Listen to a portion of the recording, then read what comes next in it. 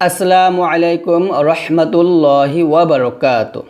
তো আজকের এই ভিডিওতে আমরা তাকবীরের তাশরিক সহি শুদ্ধ করে শিখব।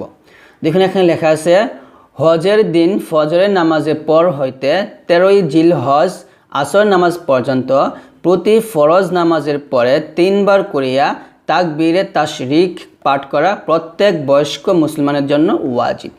তো অবশ্যই আমরা এই আমলটা করব। তো আমার সাথে সবাই পড়েন, আল্লাহু আকবার, আল্লাহু আকবার। আবার আল্লাহু আকবার, আল্লাহু আকবার। লা ইলাহা ইল্লাল্লাহ, লাতে 3 টান দিবেন। লা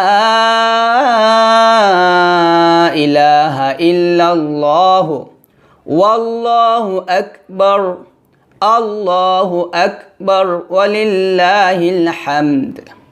আবার আল্লাহু আকবার, আল্লাহু আকবার। লা